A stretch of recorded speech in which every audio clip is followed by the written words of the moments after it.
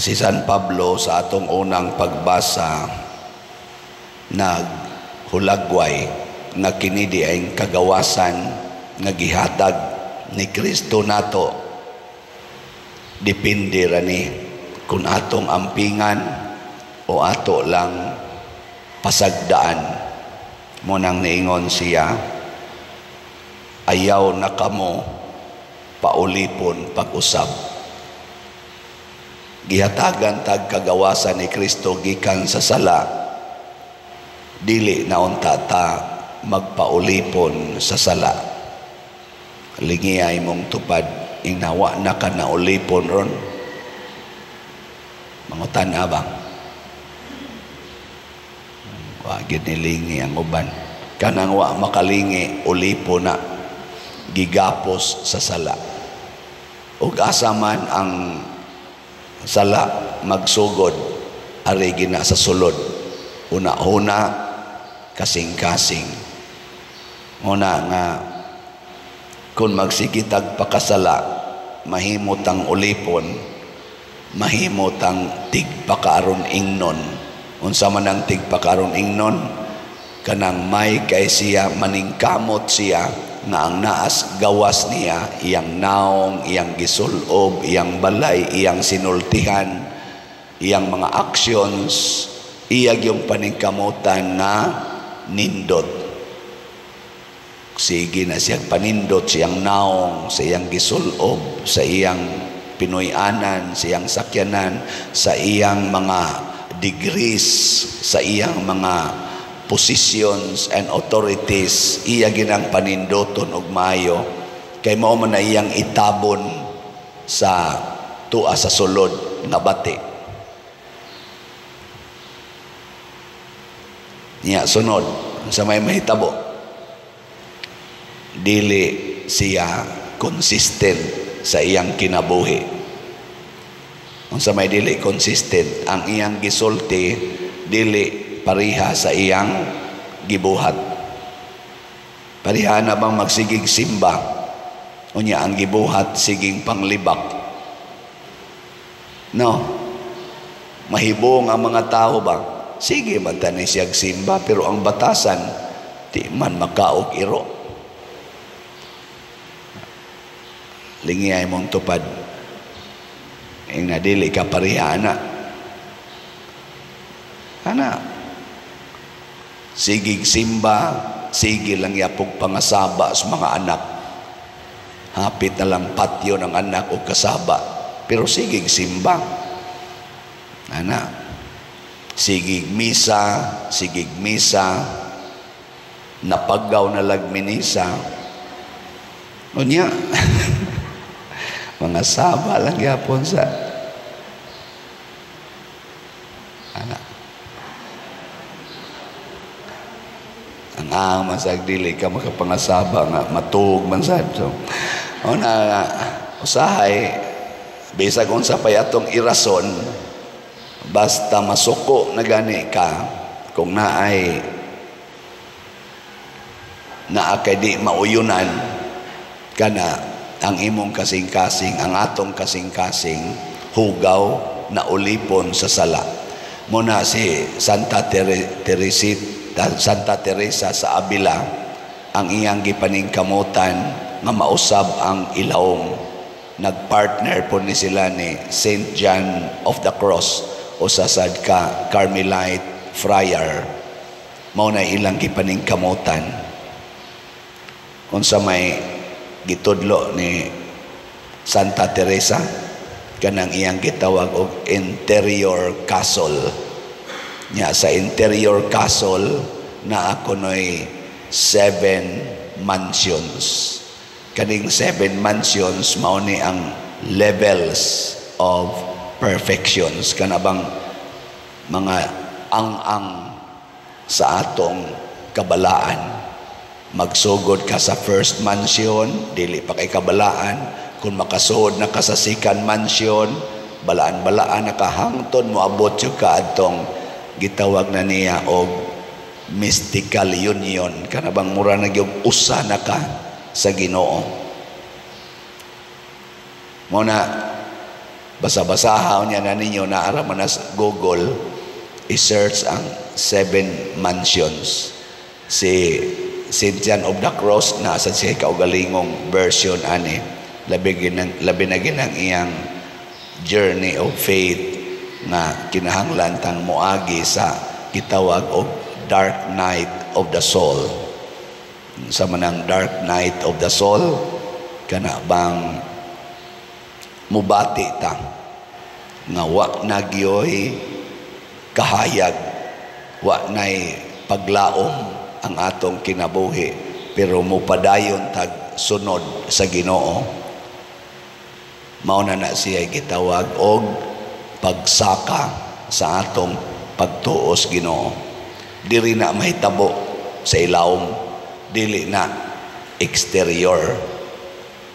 Unang importante kaayo sa ato karong kalibutan kining interior conversion, kanibang pagkausab sa kasing-kasing. Kay ang gigamit ros kalibutan mao ang mga balaod. Ang atong balaod nga kalibutanon pulos ni nakasintro sa gawas, nakasintro sa lawas. Ang balaod sa Ginoo nakasintro sa kalag. Nya kun ato na ganing limpyuhan ang kalag, matod pa ni Kristo, limpyuhi ang sulod sa inyong mga tasa ug malimpyo sa nang gawas. Ang paglimpyo sugdon gyud sa sulod, dili sa gawas. Kay kun ang gawas ra gani mo'y limpyuhan, nya kun musud na ta, ma-disappointed ta, moingon ta, uy, nindot ra man dinis gawas, ang sulod purti madayong hugawa. Para na inyong balay ba? Nindot kay pintal sa gawas, na apay mga tanom, pero pagsuod nimo gubot pas lukot ang way mga wa ma-order ba? Unsa may mong bation, igawas nimo sa balay, maglingo-lingo ka, way ayo.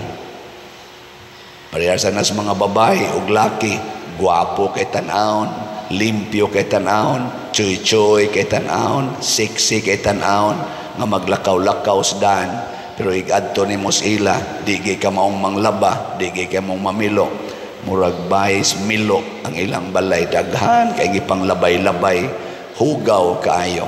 Makaingon ka nganong limpyo man ni sa iniglakaw, inigsod nimo purti man ang bahua ning ilang balay, purti mang di ba kanang balay nga limpyo, inigsod nimo ang baho mo, sugat nimo nindot hanggapon. Pero kana ganing balay nga hugaw, igsod nimo ang baho, sugat nimo aslom kayo, masudipan ka usahay. Ana giling ay mong tupad na kumusta inyong balay, dili aslom. Dili aslom anon aminaon. Oh, wow na may lang kas gawas. Ug ato ning i-relate sa atong sitwasyon nga katilingbanon, kumusta man ang atong simbahan, kaming mga pare, mga obispo, laho sa Santo Papa, sa inyong tanaw, unsa may amo rong kinabuhi, panggawas o pangsulod? Gamo na apit naman sa mo mga matay, naka-observe man gyud mo sa kaning atong mga daghan na mamong nakitaan, mga pari, mga obispo, unsa may tan-aw ninyo namo, limpyo mig sulod o nang limpyo lamig gawas? Hadlok mamumutingog. Sige, ari na sa tas ato mga government leaders, dinila sa atong nasod, daghan magimog na ilan, local o national leaders. Kumusta man ang ato mga leaders ron sa atong nasod, nang limpyo sa sulod o sa gawas ra? Ha? Muna karon kay eleksyon naman sad, maningkamot ta, piliho nato kana mga leaders nga kamaong manglimpyo sa sulod nila, dili lang sa gawas. Nya unsa may usas mga timailhan, may lang na sila musulti pero way buhat nga maayo. Mauna sila'y mga hugaw og sulod, limpyo lag sinultihan, limpyo lag sinuloban, limpyo lang mahalon kay ng ilang mga balay, sakyanan o mga gamit. May kay na silang mugamit og balaod kay mga bright kay na sila, pero ang ilang binuhatan bugo, way nahitabo nga maayo. Ana nga ikaduha, inconsistent na sila. Unsa man ang inconsistent, dili magpariha ang ilang sinultihan. Kaniadto mudayeg na sila, karon ang ilang gidayeg kaniadto ilang nasang sawayon. Ana ba? Kakita gani mo mga taong ingon ana na kaniadto kusog kay mudayeg aning maong mga tao, nya karon mo saway na, kusog na kay mo saway, ayaw ginagbutari kay tigpakaron ingno na. Ikatulo, dili na sila mag-mind unsay problemas mga tao. Ang ilang i-mind, ang ilang hunahunaon kanunay ang ilang personal na kaayuhan. Kaning tulo para nako mao ni atong basihan sa pagpili. Dali ra kay natong analyson karon ang mga kandidato. Maminaw lang ta sa social media, na ana diha sa YouTube, na as Facebook, daghan na kay mga comments, tinuod na dihay mga trolls, na dihay kuan, pero sa sige natong paminaw og sa atong personal nga pag-verify kay di man sana matago sila kay mga public servants man na, makakita dayon ta og atong desisyon. Pilion nato ng consistent. Kana bang sukad sa pagsugod nila sa politika ang ilang baruganan, pirmi gyong para sa katawhan, sa Tagalog para sa bayan, di maghunahuna sa ilang.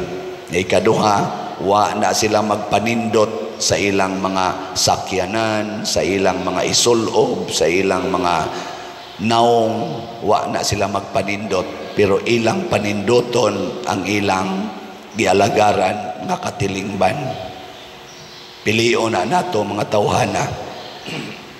In short, kana bang dunay gibuhat alang sa kaayuhan sa atong nasod o sa katilingban. Sayon ra gyapon kay nang i-check, naara na sa Google, naara na sa Facebook o sa YouTube. Negative, positive, trolls, truth, ato na diyang musa tana. Nga labaw tanan, pilion na natong mahigugmaon nga leader. Dili mahigugmaon sa iya lang mga partido, mahigugmaon sa tanan. Kanabang dili palaaway. Ganahan ba mo nga atong leader palaaway? Muna kanang sigig pangaway, labi na gid sila ra say unay-unay away, kaniadto amigo sila, karon awayo na sad niya. Kanang klasihas mga tao, di na nato pilion. Sayang ang atong ihatag nga pagsalig ana niya. Way siguro unayo na sa tag-away. No? Na may daghan, makita man na nato. Niya ang problema ron sa atong nasod na grabe kayo, gaon na gining drugas. Kamo hastang ato mga barangay kapitan o mga local leaders, kay bao na mo nisugod na sa baha ang drugas. Gani nanatay mga kailang nangamatay, sugod na sang pinatyanay related sa drugas. Kinsa may musumpo niini, kinsa may dunay agi nga nakasumpo ani, atong tabangan. Sunod kining corruption. Grabe ron ang corruption. Daghang questionable funds na ngawagtang sa atong panudlanan, why nagpakabana. Why nagpakabana? Naidaghang mga revelations in public nga nawa ni tagpila ka billions of pesos. Why nagpakabana? Luoy.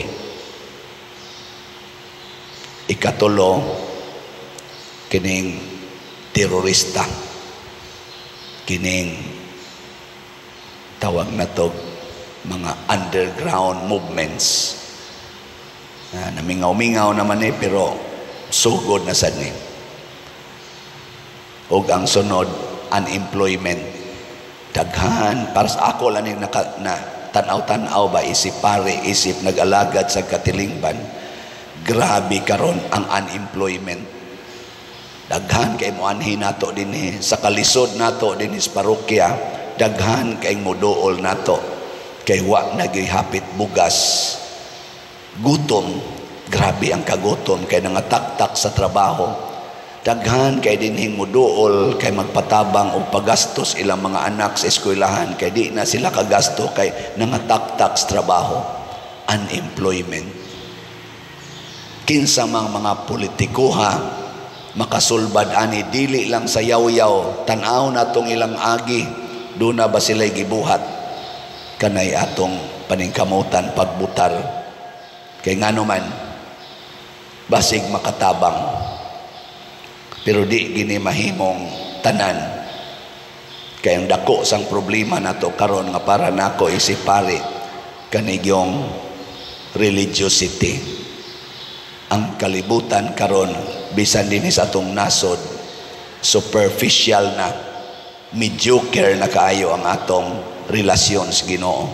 So mupili sa tag mga tao nga kanabang kamaong mo promote og pagampo, dili lang Katoliko nga paagis pagampo, tanang pagampo, tanang mga religious activity sa nasod or mga sikta ila untang suportahan, dili nila daog-daogon, dili nila ibaliwala. Kay importante kayo ang atong spiritual life nga ma-develop. Kay pulos na lang ta, balaod matod pa ni San Pablo, mawa na ning pagtuo porti nagyong lisura. Muna si Kristo diri sa atong ebanghelyo, nipakita siya nagisupak niyang balaod tungod iyang ipa-emphasize nga ang pagtuo yun. Gilingay mong tupad. Na sige pa mo grosaryo sa inyo. Na sige mo grosaryo. So ninduta ka kada barangay magrosaryo yun once a day. Barangay ba? Barangay. Mga barangay hall na to ba? Municipal hall, magrosaryo or magampo unsa ilang pagampo. Nga to mga provincial offices magampo gyud. Ang national offices magampo mo ilangan na ay Ginoo. Pagkadakong grasya untang mahitabo sa atong Pilipinas.